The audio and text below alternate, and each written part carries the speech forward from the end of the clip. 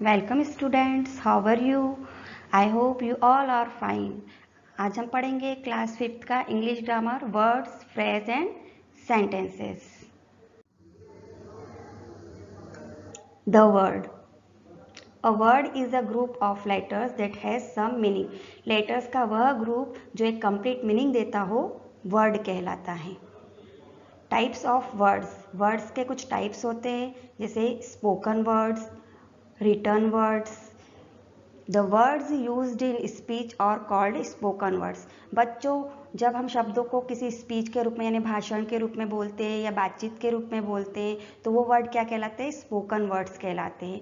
Written words. The words used in writing are called written words. जब हम शब्द को राइटिंग के रूप में लिखते हैं, आप अपनी कॉपियों में लिखते हो ना, तो ऐसे वर्ड ग्रुप को क्या कहते हैं? रिटन वर्ड्स कहते हैं। फॉर एग्जाम्पल यहाँ देखेंगे हम KLCCO, ये 5 लेटर दे रखे हैं, लेकिन ये हमको कोई भी मीनिंग नहीं दे रहे हैं, तो इससे हमको पता ही नहीं चल रहा है कि क्या है ये, तो ये वर्ड नहीं कहलाएगा। लेकिन जब हम इनको करेक्ट ऑर्डर में जमाएंगे और कुछ मीनिंग निकलेगा तो वह वर्ड कहलाएगा। जैसे कि CLOCK, देखो लेटर तो वही है, लेकिन ये वो इनकरेक्ट ऑर्डर में जमे हुए थे, ये करेक्ट ऑर्डर में जमे हुए हैं, तो कितना डिफरेंस आ गया है इनमें, उसका मीनिंग हमको पता ही नहीं चल रहा था। और जब हमने इसको CLOCK ऐसे जमाया तो इसका मीनिंग आ गया कि ये तो घड़ी है। तो इसी तरह से जब लेटर को हम करेक्ट ऑर्डर में जमाते हैं तो वह वर्ड कहलाता है। The phrase. A phrase is a group of words that make sense but not complete sense. Words से जो वर्ड्स का ग्रुप होता है वो हमको आधा ही मीनिंग देता है, मीनिंग तो देता है किंतु हमको कंप्लीट सेंस नहीं देता, उसको फ्रेज कहते हैं।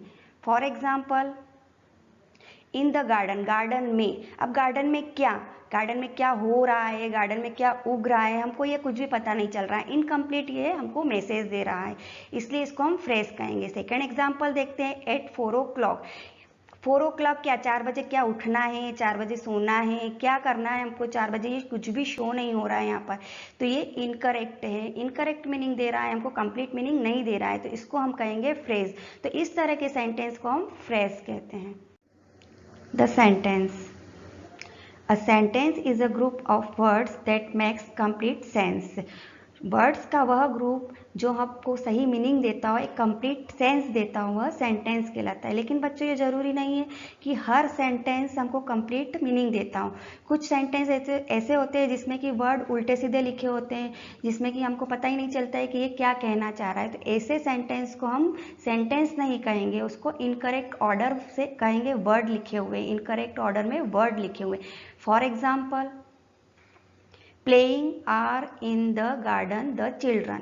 अब देखो बच्चों, यहाँ पर ये सेंटेंस तो मैंने पढ़ लिया, playing are in the garden the children, लेकिन क्या आपको लग रहा है कि हमको इससे कुछ प्रॉपर मीनिंग मिल पा रहा है? प्लेइंग, अब क्या प्लेइंग कुछ समझ में नहीं आ रहा है, लेकिन जब हम इनको करेक्ट ऑर्डर में लिखेंगे, the children are playing in the garden, अब देखो इसको पढ़ते ही हमको पता चल रहा है कि बच्चे गार्डन में खेल रहे हैं। क्या कर रहे हैं बच्चे? गार्डन में खेल रहे हैं, तो ये करेक्ट ऑर्डर में लिखा हुआ है। तो जो इसी तरह से जिस सेंटेंस को पढ़ते ही हमको पता चल जाए कि ये बोलना चाह रहा है या ये कहना चाह रहा है, तो ऐसे वर्ड्स के ग्रुप को ही सेंटेंस कहा जाता है। सम मोर एग्जाम्पल, हम कुछ और एग्जाम्पल देखते हैं। TV8 take 4 o'clock। अब देखो बच्चों, इसको पढ़ने से हमको पता चल रहा है क्या कि ये प्रॉपर मीनिंग दे रहा है, हमको पता तो चल रहा है कि चाय के बारे में कुछ कह रहा है, 4 o'clock है, लेकिन ये जो हम ग्रामर में लिखते हैं ना, उसके हिसाब से ये करेक्ट ऑर्डर में नहीं लिखा है। जब हम ग्रामेटिकल ऑर्डर में लिखेंगे तो इसको इस प्रकार से लिखेंगे, we take T eight 4 o'clock, तो ये करेक्ट ऑर्डर में लिखा हुआ है, इसी को हम सेंटेंस कहेंगे। ये करेक्ट सेंटेंस कहलाता है और ये इनकरेक्ट सेंटेंस कहलाता है। सेकेंड है, daily God we to pray. अब इससे भी हमको पता तो चल रहा है कि भगवान के बारे में कुछ कहा जा रहा है, प्रे के बारे में कुछ कहा जा रहा है, लेकिन ये भी करेक्ट ऑर्डर में नहीं लिखा है। जब हम करेक्ट ऑर्डर में लिखेंगे इसको, तो we pray to God daily, तो ये करेक्ट ऑर्डर में लिखा हुआ है, इसी को सेंटेंस कहा जाता है। Cow tree is under sitting a shady. अब ये भी इनकरेक्ट ऑर्डर में लिखे हुए, ये सारे वर्ड तो है, वर्ड भी एक सेट भी बना रहे हैं, सेंटेंस भी बना रहे हैं, लेकिन हम इसको सेंटेंस नहीं कह सकते क्योंकि ये प्रॉपर ऑर्डर में नहीं लिखा हुआ है। अब हम इसको प्रॉपर ऑर्डर में लिखेंगे तो इस तरह से लिखेंगे, cow is sitting under a shady tree. गाय जो है पेड़ के नीचे बैठी हुई है। Parts of sentence.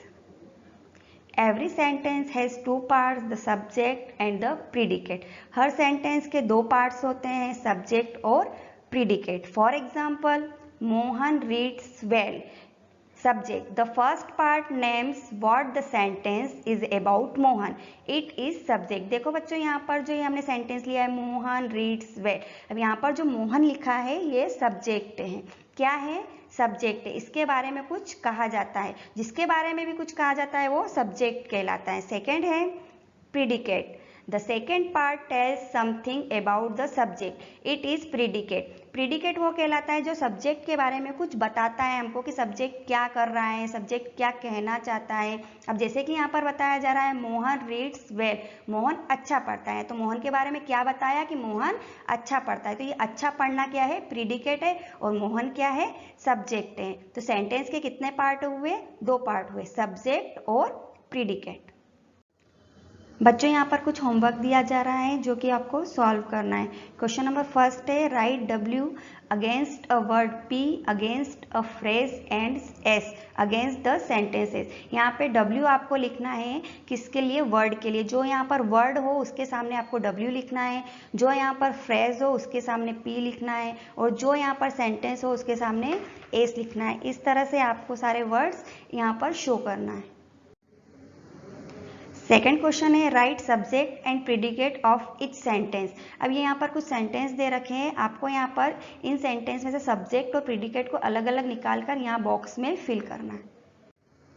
Thank you.